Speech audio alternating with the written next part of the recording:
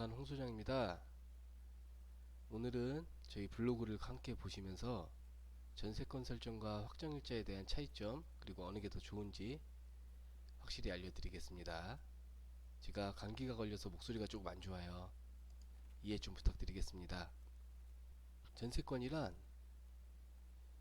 전세금을 지급하고 타인의 부동산을 점유하여 그 부동산 용도에 쫓아 사용 수익하며 그 부동산 전부에 대하여 후순위 권리자나 기타 채권자보다 전세금을 우선 변제받을 권리를 말합니다. 그리고 전세권은 물건이며 물건이란 채권보다 우선시하는 효력이고요. 전세권 설정 등기란 아까 말씀드렸던 민법에 의한 전세권에 관한 규정에 의하여 그 설정 순위에 따라 당연히 물권적 효력인 순위보호가 인정되는 제도입니다. 확정일자에 대해 알아볼게요. 확정일자는 1989년 12월 30일부터 시행된 주택임대차 보호법 개정 규정에 의하여 사회적 약자인 세입자를 보호하기 위한 제도로서 원칙적으로 채권계약인 주택임대차에 대하여 강력한 힘이 있는 물권적 효력, 순위에 따른 우선변제 효력을 인정하는 제도입니다. 채권이지만 물건처럼 우선변제에 있는 강력한 효력을 준 거예요. 자, 구체적 차이를 말씀드리겠습니다. 전세권 설정 같은 경우에는 성질은 물건이고요. 확정일자는 채권입니다. 채권이지만 물건 같은 힘이 있어요. 성립요건 등기해야 되고요. 확정일자 실거래 신고 또는 주민센터 방문하시면 돼요. 필요 서류 전세권 설정 같은 경우는 임대인, 임차인 등기를 해야 되기 때문에 서류가 좀 많이 필요하죠. 일단 임대인은 등기권리증, 인감증명서 한 통, 인감도장, 신분증, 주민등록 초본, 그리고 임차인 주민등록등본 한 통, 도장, 신분증, 그리고 말소 시에는 설정계약서랑 도장 필요하세요. 도장은 막도장이라도 상관이 없어요. 임차인 분은. 확정일자 같은 경우 필요서는요 딱히 없죠. 계약서만 가지고 가시면 되고요. 계약서, 신분증 가셔서 주민센터 또는 정부24 등기소 같은 데 가셔서 모바일이나 인터넷으로 하셔도 되고요. 동사무소 직접 방문하셔도 가능하십니다.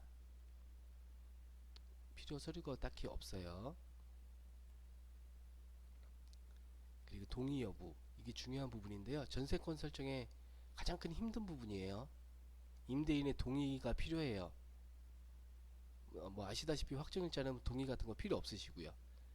이 임대인분이 동의를 안 해주시는 이유는 매번 등기를 하기 때문에 말소하고 다시 설정하고 말소하고 설정하게 되면은 등기사항에 뭐 빨간 줄이 많이 그어지잖아요. 근데 누가 봐도 좀 보기가 싫긴 해요.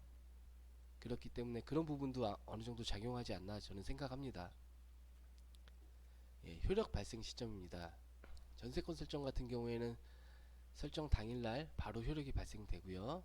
확정일자는 전입신고 거주요건 갖춘 후 다음날 0시부터 발생이 돼요. 이 차이는 조금 있습니다. 이 부분은 아무래도 전세권 설정이 더 좋죠. 비용 부분에서는 전세권 설정은 뭐 등록면허세, 지방교육세, 등록수수료, 법무사 수수료 등 좀 비용이 어느 정도 발생이 되고요. 확정일자는 뭐 600원인가 내시면 된다고 합니다. 그리고 인터넷으로 하실 경우에는 무상으로 무료로 알고 있고요. 전세권 설정은 이제 실제 거주 여부 필요 없어요. 확정일자는 실제 거주까지 하셔야 효력이 발생됩니다.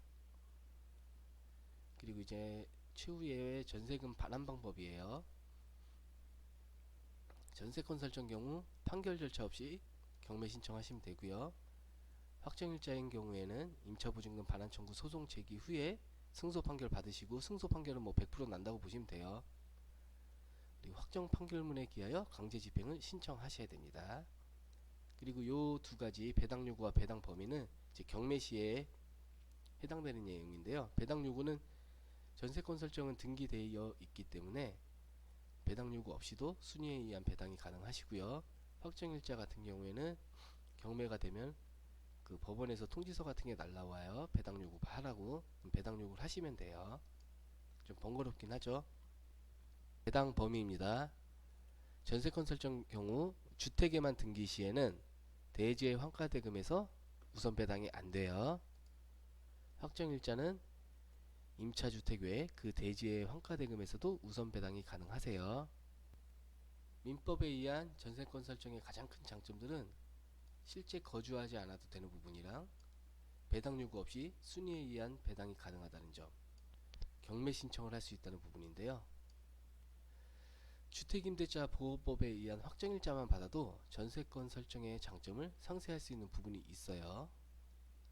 일단 알아볼게요. 첫째, 거주 요건입니다. 부득이하게 점유를 할 수 없게 된 경우에는 확정일자는 임차권 등기 명령을 하고 나가시면 돼요. 둘째, 배당 요구입니다. 어차피 순위에 의한 배당이기 때문에 후순위보다 빨리 받을 수 있는 조건인 거지 선순위보다 높은 순위를 부여받는 것은 아니에요. 확정일자만 받아도 배당 요구를 한다면 전세권 설정과 마찬가지로 순위에 의한 배당 순서를 부여받게 됩니다. 셋째, 경매 신청이에요. 위에 말씀드렸다시피 전세권 설정 시 직접 임의 경매를 신청할 수가 있는데요. 이게 참 허가 많은 게 대법원 판례를 보시면은 건물의 일부에 대하여 전세권 설정 등기를 한 경우 그 나머지 건물 부분에 대해서는 우선 변제권이 인정되지만 임차 부분에 대한 분할 등기 없이 전체에 대한 경매 신청을 할 수 없습니다. 라고 이제 대법원 판결이 있는데요. 예를 들어 보자면 이거예요. 아래 제가 여기 써놨는데 다가구 주택이나 단독주택 등 호실별 개별 등기가 아닌 임대인이 한 명인 주택인 경우 내가 점유한 한 호실로만 대해서는 경매를 신청할 수가 없어요.